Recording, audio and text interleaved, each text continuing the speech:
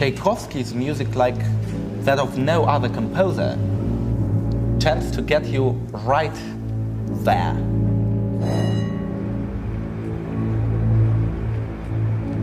His music is himself, and the only key is just to understand his character. I think he wrote about his life. Tchaikovsky himself felt that the Russian people needed his music, and I believe it's still true today. I set out to write a book on Tchaikovsky, a single volume to take 4 years. It ended as 4 volumes, taking 16. I simply hadn't realized just how great a composer he was. It's time we change our perception of Tchaikovsky from gay mad Russian on the verge of nervous breakdown and put the record straight. Я с детства люблю музыку Чайковского. Здесь, в центре города, очень много мест связано с именем Петра Ильича Чайковского. К сожалению, близко трамвай не проходит там.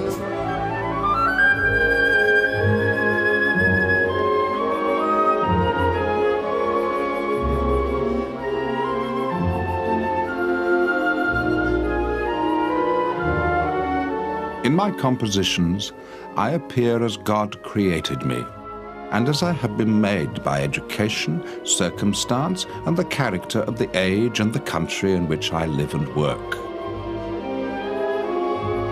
I have never once betrayed myself.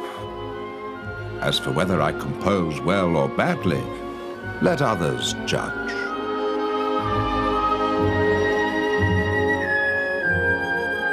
Наш оркестр как-то больше, чем другой, наверное, оркестр связан с Чайковским. Во-первых, Чайковский дирижировал в этом зале. Что-то от души остается в этих стенах, в этом городе. Чайковский, у него есть такая смелость быть таким откровенным до конца свое сердце. Если мы будем говорить о Бетховене, Бетховен ведь не беседует лично со мной. Бетховен всегда беседует с человечеством. А Чайковский не разговаривает с человечеством, со всем человечеством. Он не хочет изменить мир. Он хочет разговаривать с каждым отдельно в зале.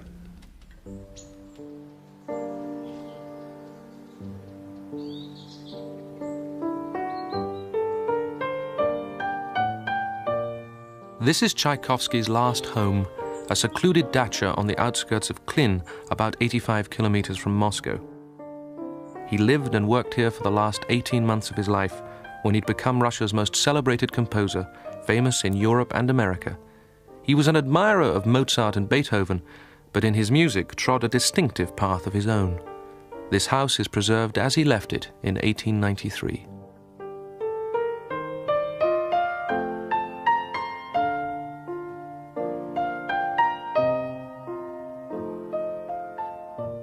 I always dreamed to play on Tchaikovsky's piano. The very essence of his piano music, it's very intimate, very personal. And of course, the touch of his piano brings you closer to the soul of the composer. This piece, Barcarola, part of the cycle Seasons, it's what Russian children play when they start to play piano. It's rather close to the romances which people played at home, because music in 19th century in Russia was basically home music making. And that's probably what Tchaikovsky heard when he was a child.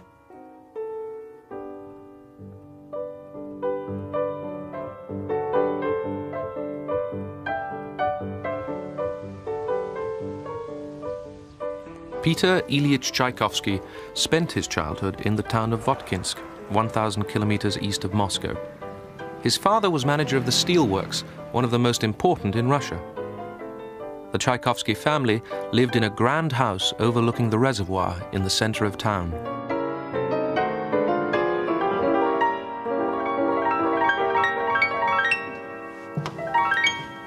Родители Чайковского были очень гостеприимными людьми, и поэтому неудивительно, что этот дом очень быстро сделался центром, где собиралась вся воткинская интеллигенция.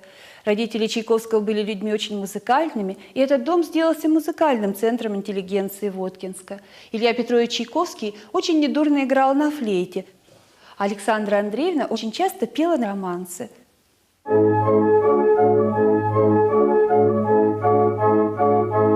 The family also had a large orchestrion, which was a kind of sophisticated barrel organ. It could play popular tunes from operas by Bellini and Donizetti, but perhaps most importantly of all from Mozart's Don Giovanni. And this must surely be the beginning of Tchaikovsky's lifelong adoration of Mozart. Once, after a musical soiree, the children's French nanny noticed the effect of music on the boy.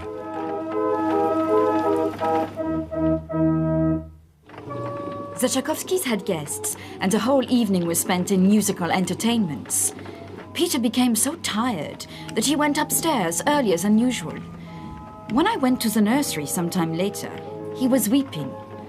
"It's the music," he replied. But there was no music to be heard. "Get rid of it for me. It's here, said the boy, weeping and pointing to his head. "It won't give me any peace."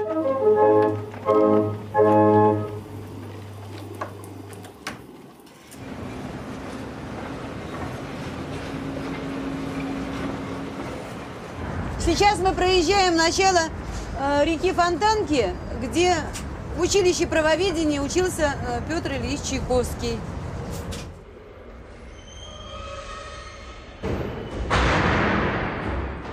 Tchaikovsky went to the School of Jurisprudence in St. Petersburg, aged 10, and studied there for 9 years. It was a prestigious training school for the civil service. There was a strict code of discipline, beatings were common, and homosexuality widespread. As a schoolboy, he had already started writing music. Я держу в руках самую первую сохранившуюся рукопись Чайковского. Романс «Мой гений, мой ангел, мой друг», который написал Чайковский в возрасте 17 или 18 лет. Он еще не музыканта, а только ученика училища правоведения. Он еще не знает теории музыки доскональной, поэтому почерк неуверенный. Чайковский как бы рисует ноты. Это как бы нотный текст выдает в нем руку начинающего музыканта. Aged 22, Tchaikovsky decided to give up his civil service career and enroll with the first students at the new Conservatoire of Music in 1862. It was established by Anton Rubinstein, a great admirer of Western European music, and was a decisive step in introducing that tradition to Russia.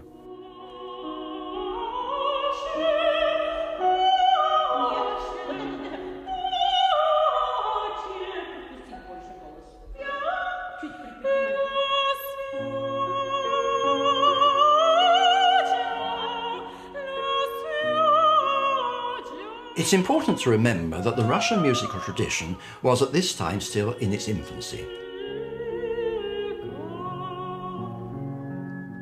It had been founded almost single-handed by Glinka, a composer of brilliant imagination but largely self-taught. And what the Conservatoire brought into Russia was a Western-style professional musical education. This was what distinguished Tchaikovsky from his contemporaries like Borodin, Mussorgsky and Rimsky-Korsakov, who, like Glinka, were musical amateurs. In 1865, Tchaikovsky got his first public performance when his characteristic dances were conducted by Johann Strauss, the great waltz king, at Pavlovsk Park near Petersburg.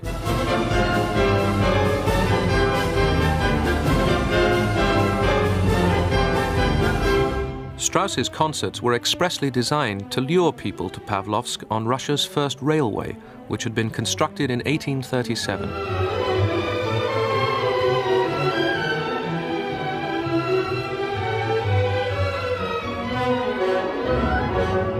This This music is very surprising because it doesn't sound at all like what you'd expect from a student from a conservatoire. In fact, it's almost pure Glinka. There's the orchestration, so clear and transparent.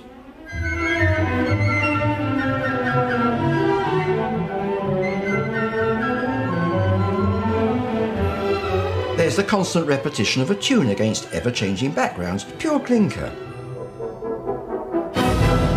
Would I recognise this as by Tchaikovsky?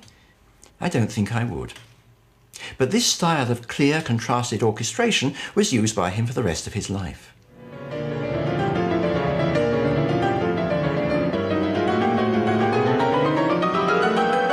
Immediately after graduating from the Petersburg Conservatoire, Tchaikovsky was given a post teaching theory of music at the newly established Moscow Conservatoire in 1866. The conservatoire was founded by conductor and pianist Nikolai Rubinstein, the brother of Anton Rubinstein in Petersburg. It has been known as the Tchaikovsky Conservatoire since the composer's centenary in 1940.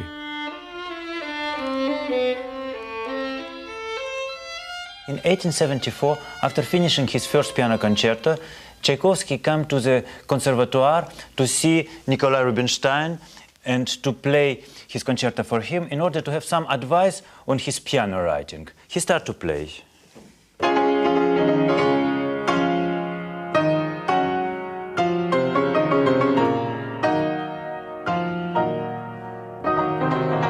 I played the first movement. Not a single word. Not a single comment. If only you could have known how foolish, how intolerable is the position of a man who offers his friend food he has prepared, and his friend eats it and says nothing.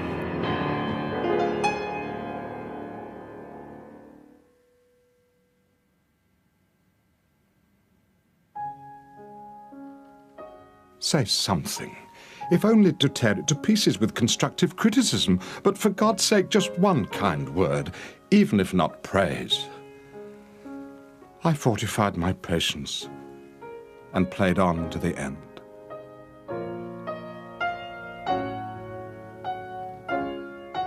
After long silence, Rubinstein started to criticize very strongly whole concerto. He found concerto completely worthless and proposed to Tchaikovsky change many things in concerto. Tchaikovsky opposed and told, "I will not change a note," and he left being completely angry and devastated.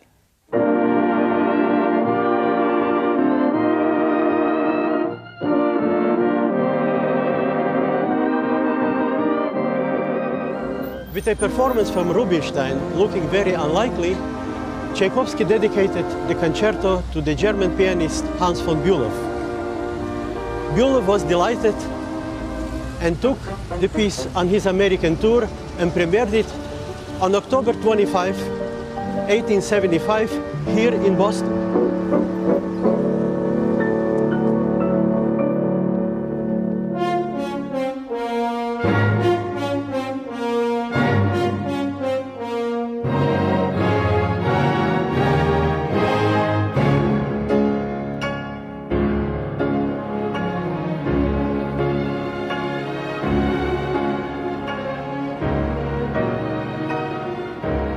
The concerto got its Russian premiere a month after Boston. Rubinstein, who'd originally called the concerto derivative, trite and vulgar, eventually changed his mind and as pianist and conductor became one of its most persuasive champions. The concerto is one of the most popular in the repertoire thanks to the composer's lyrical gift and its predominantly cheerful mood, which is quite unusual for Tchaikovsky.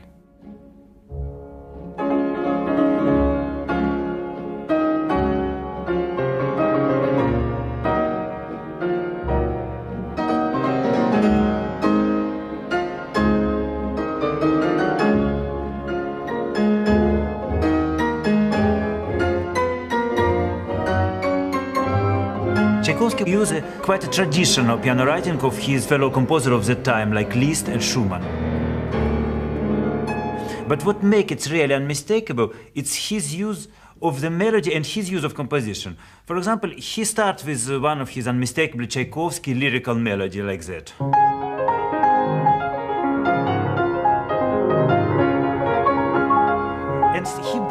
he started to build the tension, moving the same pattern of notes higher and higher in what we call the sequences. And higher.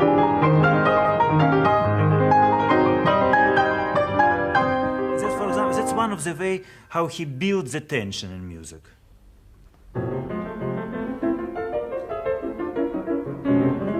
One of the things I find interesting in Tchaikovsky writing is rhythmical side of his work. For example, he constantly changed the accents. We think about Tchaikovsky as a romantic composer, but he has a modern side of his work. For example, this use of rhythm, it was something probably which explains the admiration that Stravinsky has for Tchaikovsky all his life.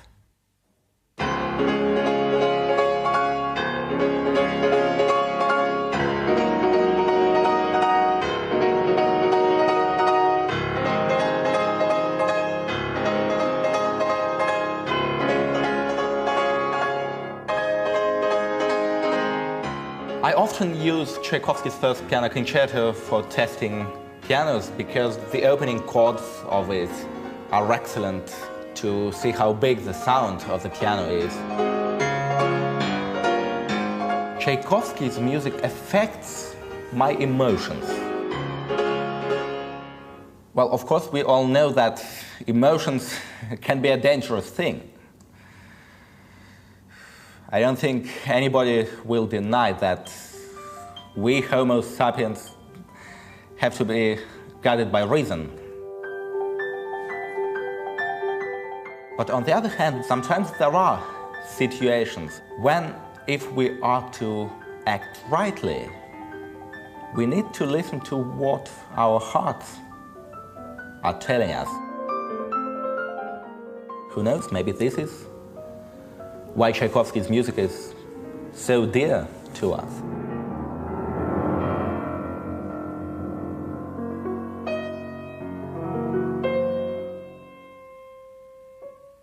I didn't know nothing about Tchaikovsky homosexuality until I came here to the Moscow Conservatoire. And even here, it was considered like kind of shameful secret. And later, knowing about all aspects of his private life, it certainly helped me to understand better the very nature of the conflict which is constantly present in his music.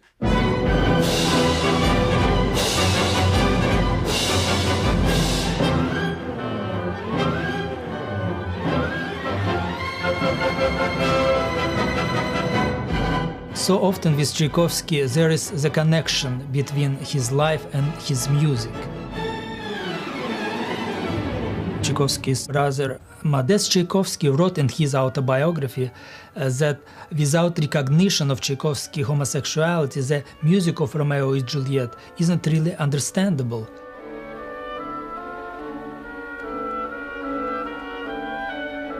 We know that when he was composing Romeo and Juliet, Tchaikovsky had passionate infatuation with conservatory student Eduard Zak. 14 years later, he wrote in his diary, "It seems to me that I have never loved anyone so strongly as him."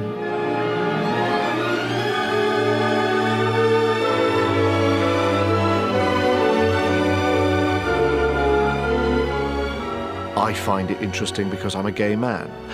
I don't think it alters one's feelings and responses. I don't think it means different things are stirred within one. Genius is a universal thing. Art is beyond, though it embraces, it goes beyond sexuality.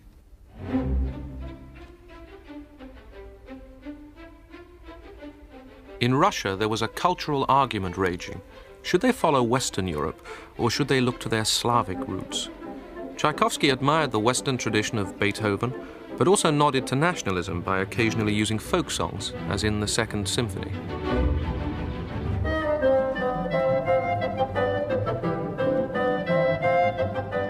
Мне кажется, что когда Чайковский хочет быть очень народным и берет материал цитаты народной музыки, мне не кажется, что это самое удачное в его музыке.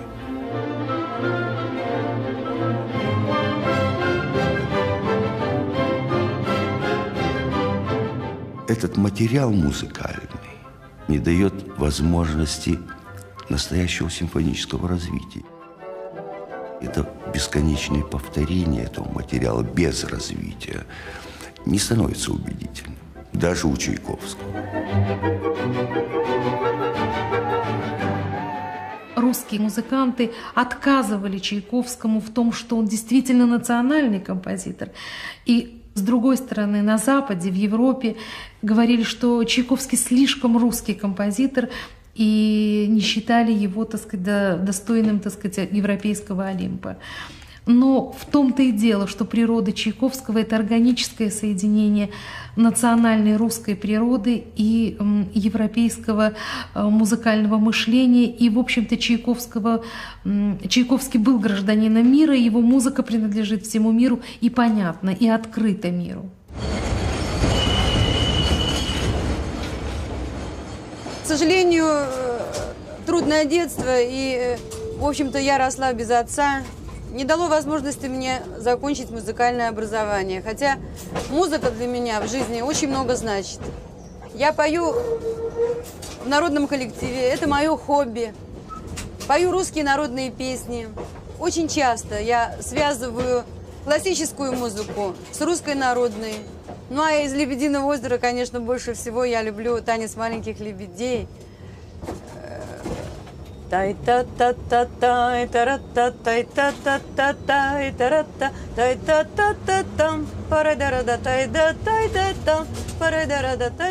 was the Bolshoi Theatre in Moscow that commissioned Swan Lake in 1875, but it was here, at the Imperial Ballet School in St. Petersburg, that Tchaikovsky did his most important work. It's hard to believe that Swan Lake, perhaps the most famous ballet ever created, was a failure when it's first produced in Moscow. But what has surprised me, that is critics who at that time wrote that Tchaikovsky's music is monotonous and boring. For me as a ballerina, it's just the opposite. His music is sublime, it's fulfilling, and serene and everything.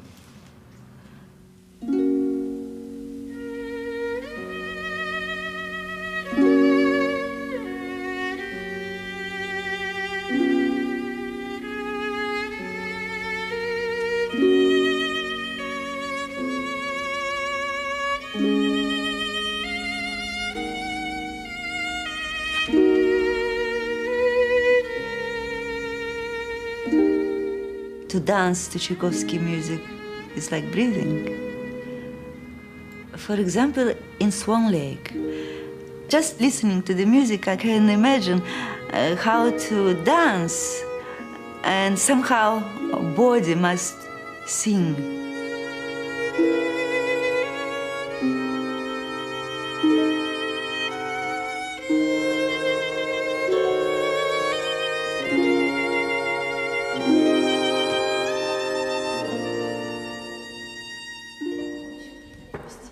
Пяточки вперед, плечики вниз, желудки проглотили, все подтянули. Swan Lake only triumphed when it was re-choreographed after Tchaikovsky's death by Marius Petipa and Liev Ivanov.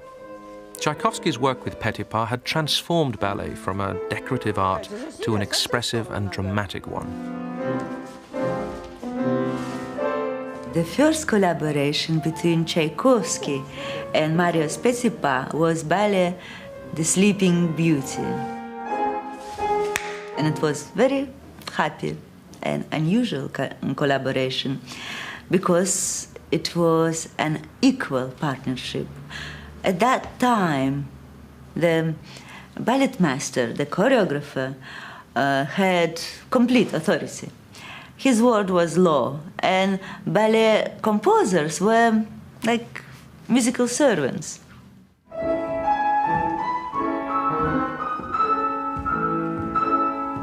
Tchaikovsky remembered his failure in Moscow, in Swan Lake, and for this time he required very detailed instructions from Petipa, right down to the number of bars for solo or pas de deux. And Petipa, for the first time, he's really willing to adjust his ideas to accommodate Tchaikovsky.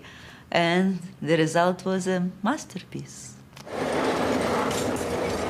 In Tchaikovsky's time, it was the Imperial Theatre, the Mariinsky, more recently known as the Kirov, that commissioned ballet and opera performances. And Tchaikovsky wrote a great deal for the stage, 3 ballets and 10 operas. Направо от нас Мариинский театр. Здесь произошло мое знакомство с Петром Ильичем Чайковским. Здесь замечательные спектакли проводятся. «Лебединое озеро», «Иоланта», Евгений Онегин. Это счастье попасть в такой большой красивый театр.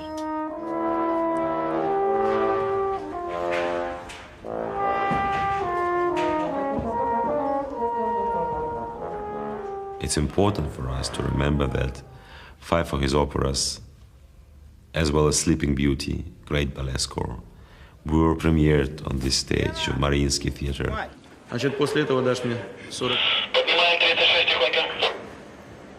Tchaikovsky's most popular opera, in his lifetime and since, is Yevgeny Onegin. It was composed when Tchaikovsky was 37 and premiered in Moscow by students of the Conservatoire. It's about young people and their passion. And I find Onegin, of course, endlessly beautiful, dramatic, lyrical scenes rather than grand opera.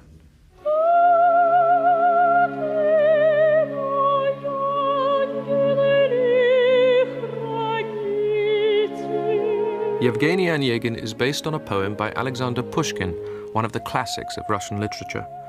Tatiana, a young girl in the provinces, is overwhelmed by Onegin visiting from Petersburg and confesses her love for him in a letter. He rejects her.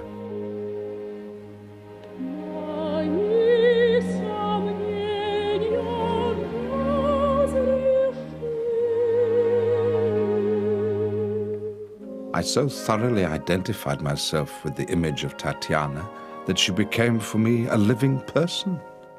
I loved Tatiana and was furiously indignant with Onegin, who seemed a cold, heartless fop.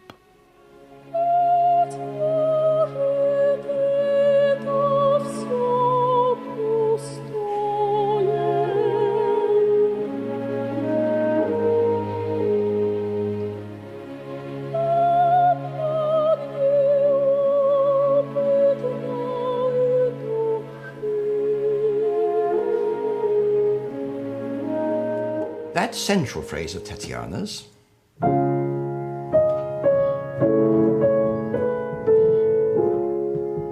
was to become a very special fate motif running not only through this opera, but through Tchaikovsky's later music. Sometimes it's simply a 6-note descending contour around which new fate themes are built, but at other times Tchaikovsky uses it explicitly. For instance, Lenski, another of the main characters of the opera, quarrels with Onegin, challenges him to a duel and is killed. So how does Tchaikovsky open the aria he gives Lenski just before he meets his fate? Well, he takes Tatiana's phrase,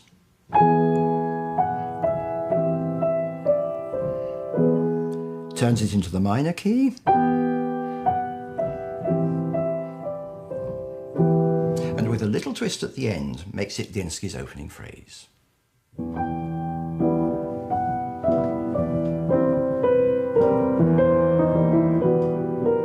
In 1877, 2 women came into Tchaikovsky's life. First, he got a letter from a wealthy widow, Nadezhda von Meck. She had been overwhelmed by hearing his music and requested a photograph. I want to search your face for clues as to those sources of inspiration, those feelings which inspire you to compose music, which transports me into a realm of sensations, aspirations, and desires that life itself can never satisfy. There was a time when I was desperate to meet you. But now, the more enamored I become of you, the more acquaintanceship frightens me. In short, I prefer to think of you from a distance, to hear you in your music, and to feel at one with you in your work. Tchaikovsky and von Meck never met, but kept up an intensely personal correspondence in 1,200 letters over 13 years. She rescued him from financial difficulties with a yearly stipend, which meant he could give up teaching and concentrate on composition. The other woman, Antonina Milyukova, a former student at the conservatoire, wrote Tchaikovsky a letter confessing her love. Surprisingly, aged 37, Tchaikovsky decided to get married. I think two reasons decided Tchaikovsky to marry. First, he knew that rumours about his homosexuality were circulating. But second, he felt guilty about his homosexuality, but believed that if he married, then he could defeat it. And so when the bridal victim offered herself, he decided this was the perfect way out.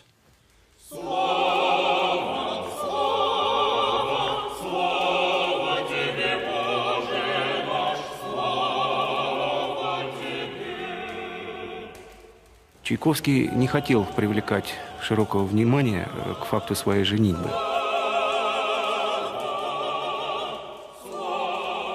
Слава тебе, Боже наш, слава тебе! Кроме священника, в церкви со стороны жениха присутствовали лишь его младший брат Анатолий и молодой скрипач Котек, любимый ученик Чайковского и предмет его глубокой душевной привязанности. Венчается раб Божий Петр, рабе Божией Антонине, во имя Отца и Сына и Святаго Духа. Аминь. As soon as the ceremony was over, as soon as I found myself alone with my wife and realized that it was now our fate to live with each other inseparably, I suddenly felt not only that she did not inspire me with even a simple feeling of friendship, but that she was hateful to me in the fullest sense of that word.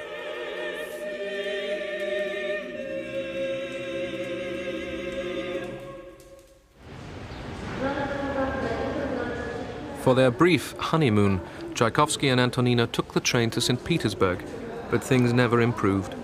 He referred to her as the reptile. The couple separated after 3 months, and even during that period spent barely 4 weeks together. Ironically, though, the effect of this emotional turmoil was one of the richest creative periods in Tchaikovsky's life.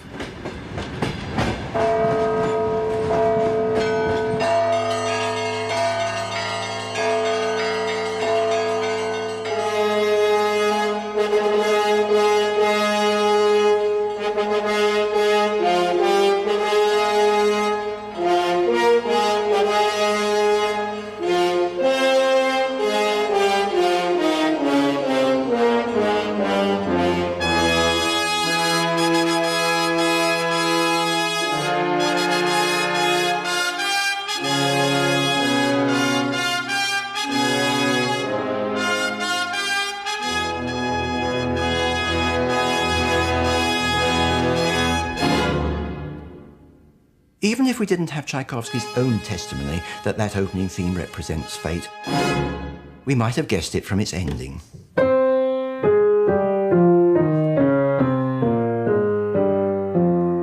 A descending scale, which in Tchaikovsky's music so often represents this fateful force which he believed controlled his whole destiny.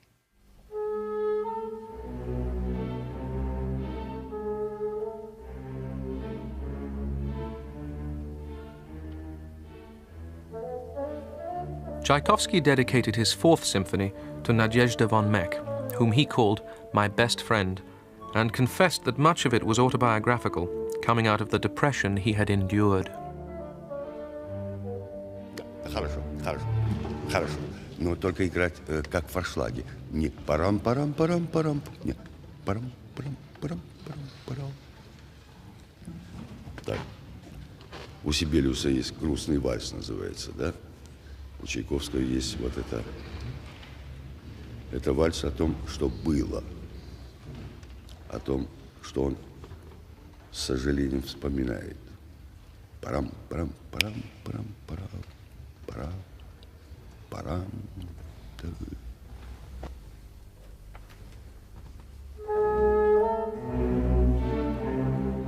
I should not wish symphonic works to come from my pen which express nothing, and which consist of empty playing with chords, rhythms, and modulations. Should a symphony not express those things for which there are not words, but which need to be expressed? Чайковский, для него очень характерно пользоваться в тревожных эпизодах или в предчувствии каких-то катаклизмах. Пользоваться иногда не очень красиво звучащим инструментом. Например, очень низкий гобой. Причем Чайковский пишет пианиссимо. Хотя прекрасно знает, что гобой пианиссимо это сыграть не может никогда. И это будет звучать и не очень приятно, нужно сказать. Но в этой неприятности есть ощущение тревоги, предстоящей катастрофы.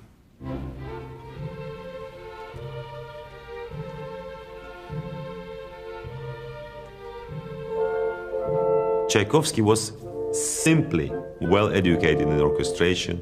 He learned a lot from Beethoven, But he also learned a lot from Mozart.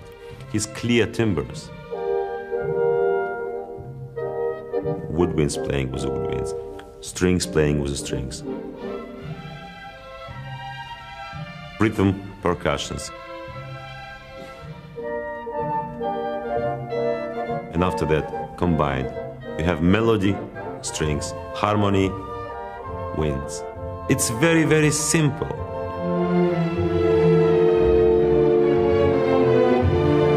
I have to say, some critics will say, Tchaikovsky, well, it's not such a serious composer. Well, of course, it's popular, but it's not first-hand, it's not first class. I can only say, when there will be one critic who will become as big as Tchaikovsky, I will continue the discussion.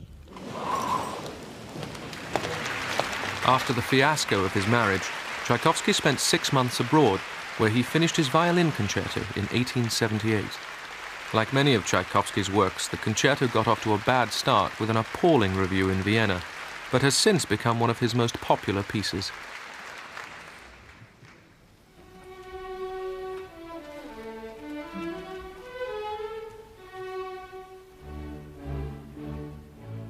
Sometimes when I play Tchaikovsky music, I feel that I'm becoming part of it. I'm becoming part of the music, part of his life, that I'm suffering together with him. I love life the way he loves it.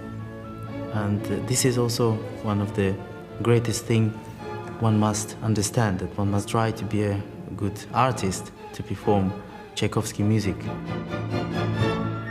To try and feel what he felt. This is what makes his music so special.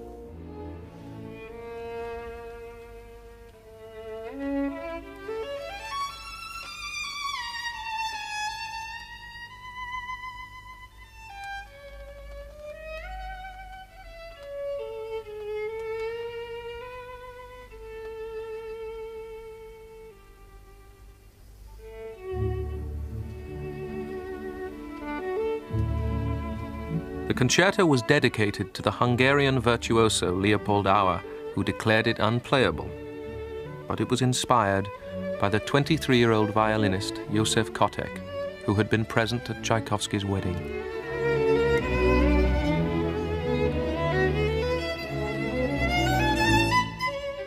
He writes a lot about love, because that was one of his tragedies. And that's what he could do very well, writes about love. And everywhere, almost in every piece, he writes about it, and one can feel it. And this is amazing, what sort of feeling he has for music.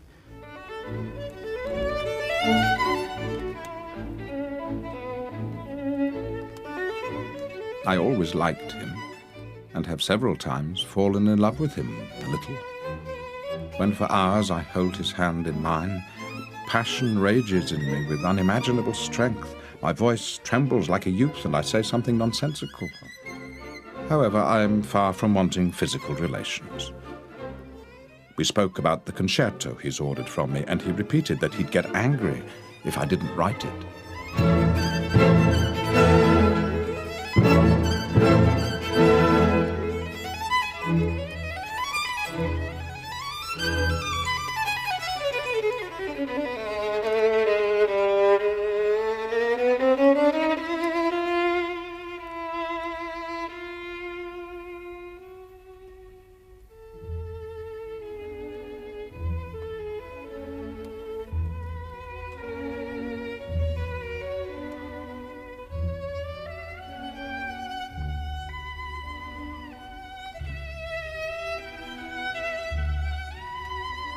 Tchaikovsky himself admitted that after the Fourth Symphony, something new has opened in his heart.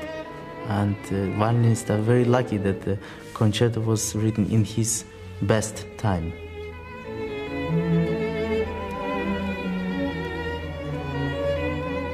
I think he did something very new and quite revolutionary.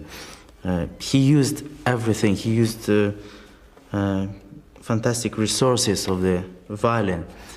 I don't think he has ever he's missed any note on the fingerboard. This was that may be why it also created so many problems for the violinist at his time.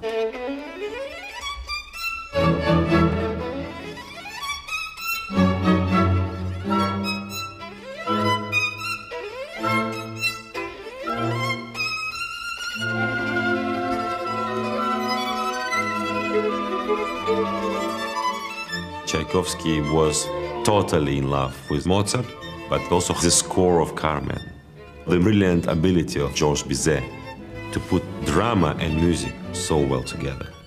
Hardly they knew about Bizet in Russia. Tchaikovsky was already modeling for himself Carmen. So finally he was able to achieve what his, let's say, masters, big masters for him, achieved before him. It was Queen of Spades, picked down. It's ideal, dramatically, and it is great to know that it happened here, on this stage, in the Mariinsky Theater. By the time he got to writing Queen of Spades, Tchaikovsky was able, I think, to identify much more particularly the nature of the real emotions involved in his life. And that's what leads to the creation of the extraordinary figure of German, a fascinating, daring, bold creation of a lonely, driven man. What he confesses to his friend Tchaikovsky is this extraordinary, wildly driven, passionate love for a woman whose name he doesn't know, and as he says in this aria, whose name he doesn't even want to know.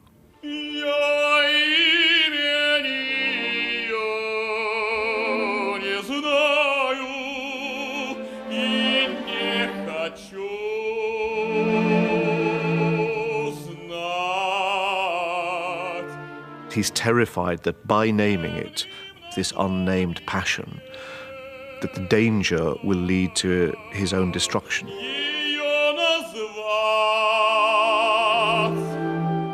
It's a very small step from thinking like that to understanding this to be identified with his own homosexuality and with his own coming to terms with that burden, I think it would be for him, and with how to find a fulfillment to that. But that's why I think that emotionally it's so much more searing, darker, but infinitely more personal than the creation of Tatiana, which next to German I think is a conventional and romanticized figure next to a dark, acute, almost Dostoevskian portrait. A little-known piece full of Dostoevskian passion is the symphonic ballad The Voyevoda. It's linked to one of the most devastating blows of Tchaikovsky's life. In 1890, he suddenly received a letter from Nadezhda von Meck telling him of financial difficulties and, most hurtful, that she wanted their correspondence to end.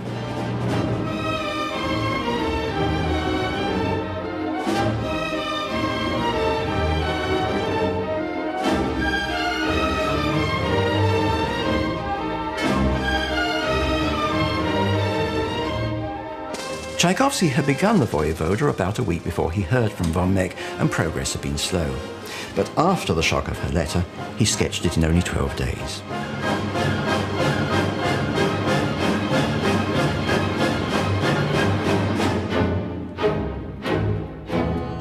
The Voyevoda is based upon a ballad by Pushkin about a man betrayed by his wife. And I find it hard not to hear in some of this music the effect upon Tchaikovsky himself of this betrayal by his most beloved and most trusted friend. It's some of the most ferocious and dissonant music he ever wrote.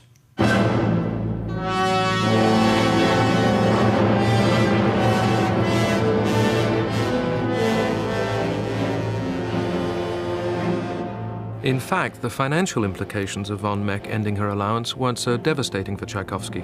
By now he was an internationally successful composer, conducting his works on tour. In 1891, at 50 years old, he made his most prestigious tour, to America. Peter Kitsch Tchaikovsky is how one newspaper printed his full unpronounceable name. But Tchaikovsky was honored in America as a celebrity. He was dubbed the Tsar of Composers, unquestioned genius, master of modern orchestra. He was overwhelmed by the attention from the press. He intends to spend a year in America, and his time will be occupied. Who was invited to visit the United States by Andrew Carnegie, spent the first day in New York, principally outside of the representative Russian composer living today, sharing with Brahms and Saint-Saëns the honors of European fame. It will be the first time in America's musical history that a Russian composer will wield the baton. Tchaikovsky spent 25 days in America.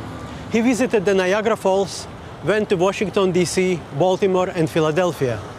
But the reason he came was to conduct his music at the opening festival of New York Carnegie Hall.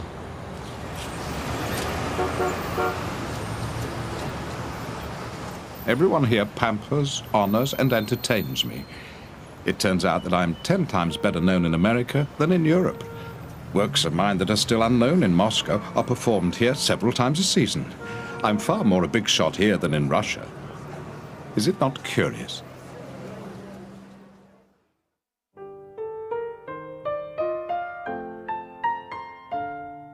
Tchaikovsky may be one of the most popular of composers, but he was not especially innovative in musical history. All the same, his achievement in ballet music was hugely influential on Stravinsky. Tchaikovsky's last symphony, the Pathétique, is the supreme example of cathartic melancholy combined with a revolutionary structure. The emotional power of his work influenced Puccini, and the structural innovation, particularly ending with a powerful slow movement, was taken up by Mahler. Tchaikovsky dedicated the symphony to his nephew Bob Davidov, to whom Tchaikovsky had become a sort of father figure. He confessed publicly that the symphony had a specific subject, but wouldn't reveal it. "Let them guess," he said.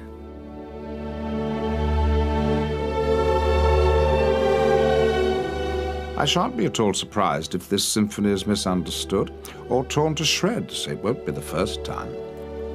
But I definitely consider it the best, and in particular the most sincere of all my works. I love it, as I have never loved any other of my musical creations.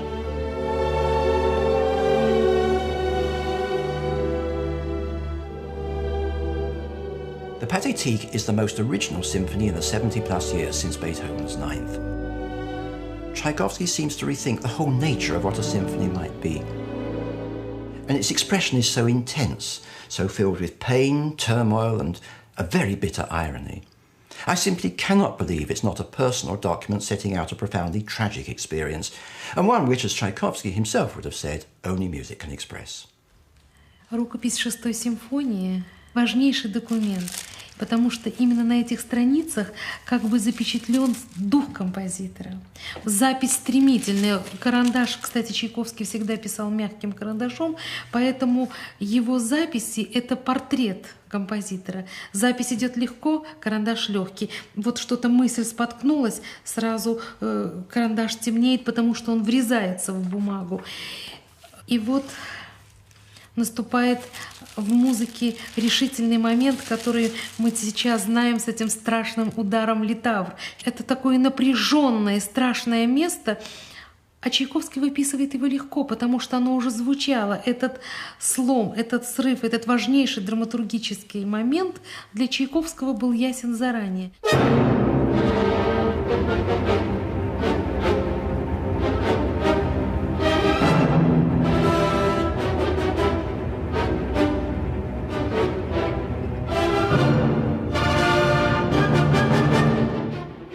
Эту симфонию очень часто играют как очень такую сопливую, слезливую музыку.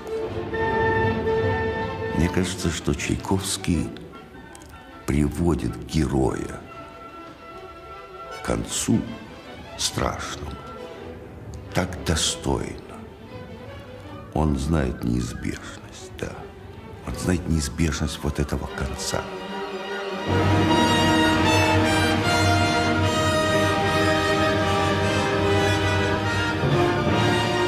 Вы вдруг услышите у тромбонов цитату молитвы, отпевания со святыми упокой.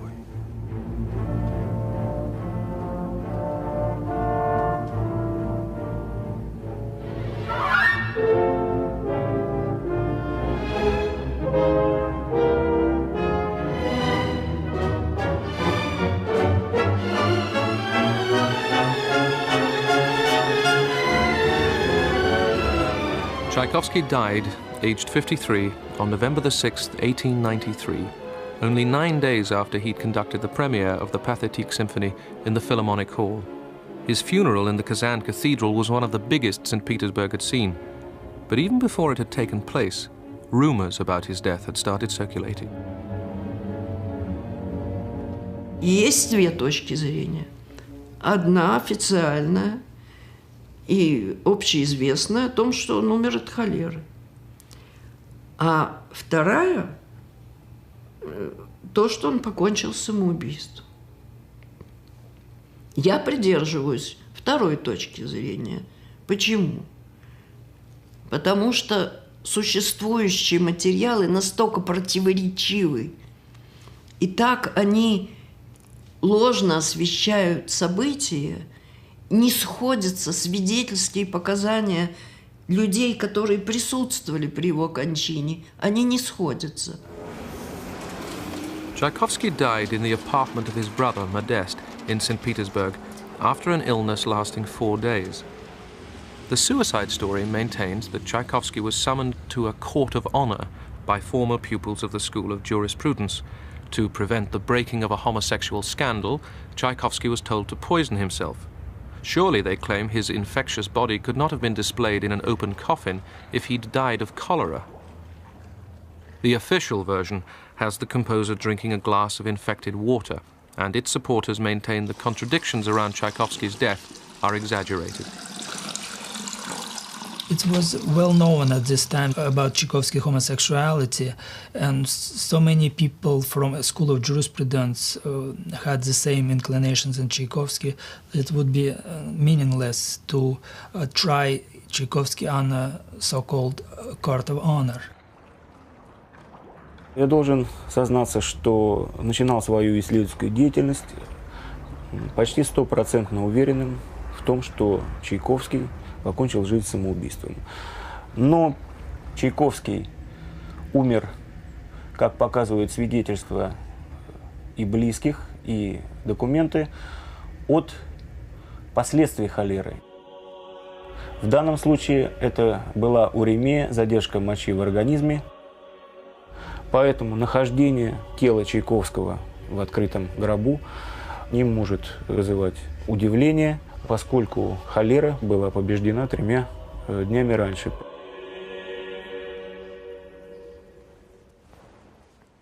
However Tchaikovsky died, it doesn't change the music.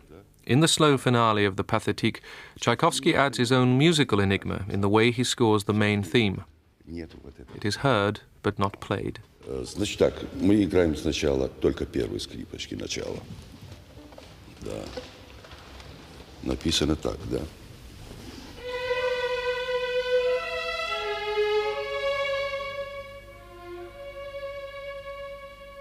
Да.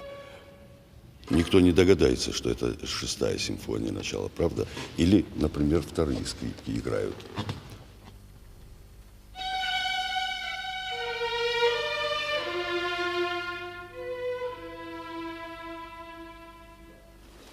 Да. Вот это вы видите, когда смотрите партитуру. А то, что вы слышите, совсем другое. Вместе вы услышите эту мелодию.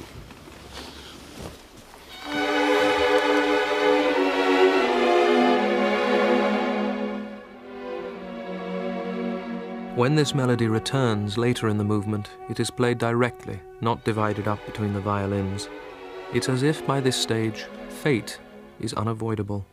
There's no point in denying even to himself the presence of that descending motif.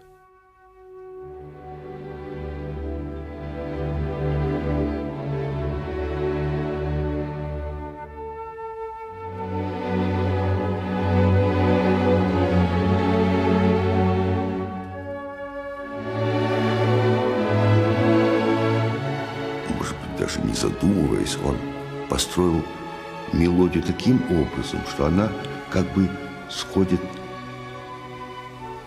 в могилу. Мелодия у него идет сверху вниз, что, в общем, очень важно, наверное, потому что вообще в старину, когда оповещали о смерти кого-либо, тогда колокола били с высокой нотой, ниже, ниже. Это означало, кому-то передавали трагическую новость. И вся симфония, она так и сконструирована. Вниз.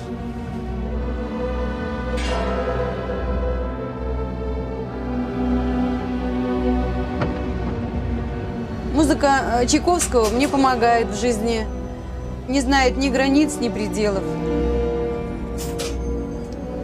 Музыка лечит людей, это бесспорно. Во всяком случае, мне она помогает лучше всяких таблеток.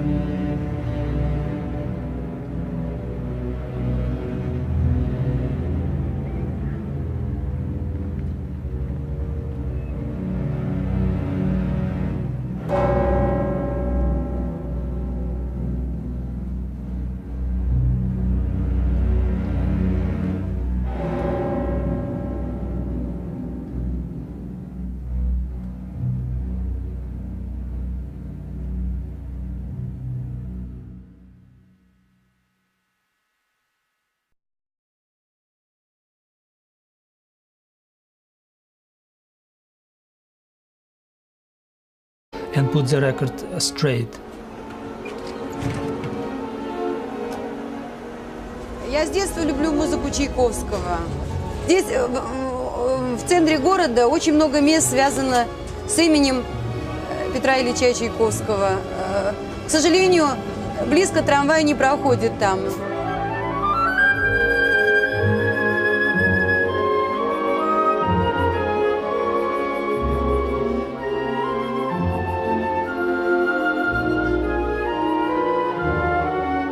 In my compositions, I appear as God created me, and as I have been made by education, circumstance, and the character of the age and the country in which I live and work. I have never once betrayed myself. As for whether I compose well or badly, let others judge.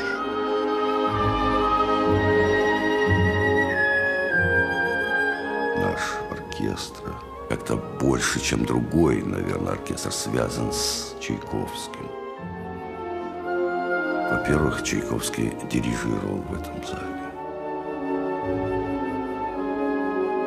Что-то от души остается в этих стенах, в этом городе. Чайковский, у него есть такая смелость быть таким. Очень недурно играл на флейте. Александра Андреевна очень часто пела романсы.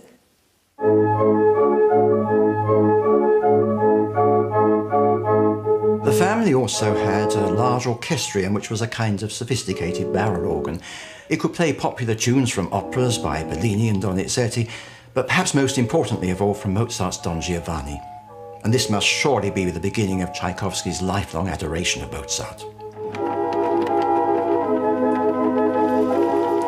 Once, after a musical soiree, the children's French nanny noticed the effect of music on the boy.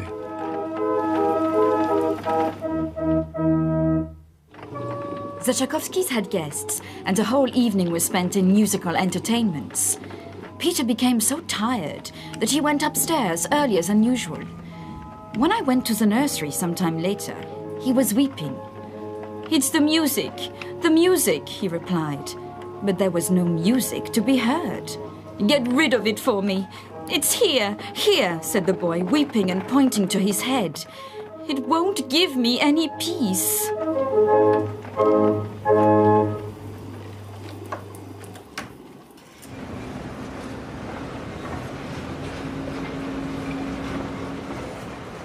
Сейчас мы проезжаем начало реки Фонтанки, где в училище правоведения учился Петр Ильич Чайковский. Откровенным до конца свое сердце.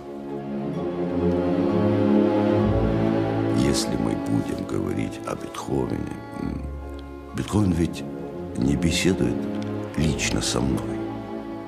Бетховен всегда беседует с человечеством. А Чайковский не разговаривает с человечеством, со всем человечеством. Он не хочет изменить мир. Он хочет разговаривать с каждым отдельно в зале.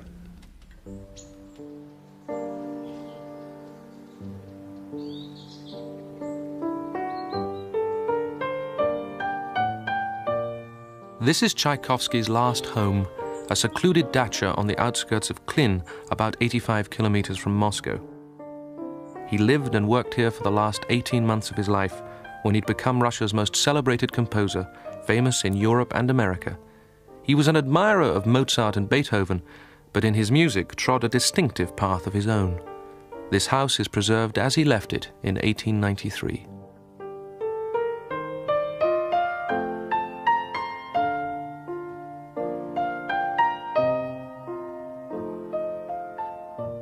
I always dreamed to play on Tchaikovsky's piano. The very essence of his piano music, it's very intimate, very personal. And of course, the touch of his piano brings you closer to the soul of the composer.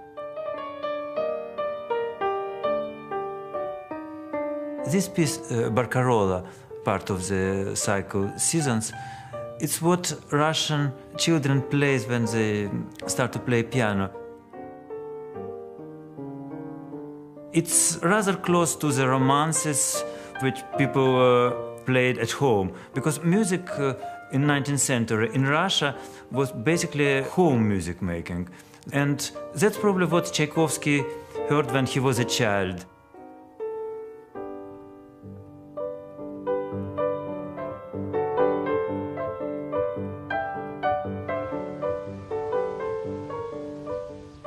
Peter Ilyich Tchaikovsky spent his childhood in the town of Votkinsk, 1,000 kilometers east of Moscow. His father was manager of the steelworks, one of the most important in Russia. The Tchaikovsky family lived in a grand house overlooking the reservoir in the center of town.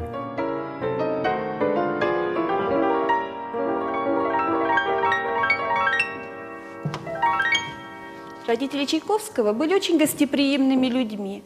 И поэтому неудивительно, что этот дом очень быстро сделался центром, где собиралась вся воткинская интеллигенция. Родители Чайковского были людьми очень музыкальными, и этот дом сделался музыкальным центром интеллигенции Воткинска. Илья Петрович Чайковский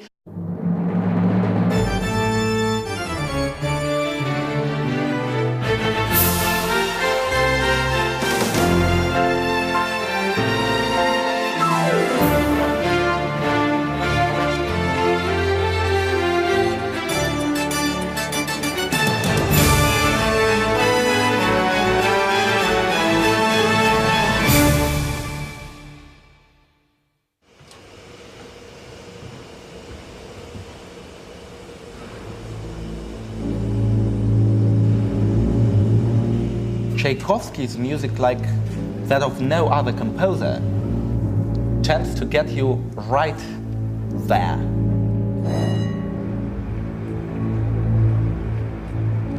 His music is himself, and the only key is just to understand his character.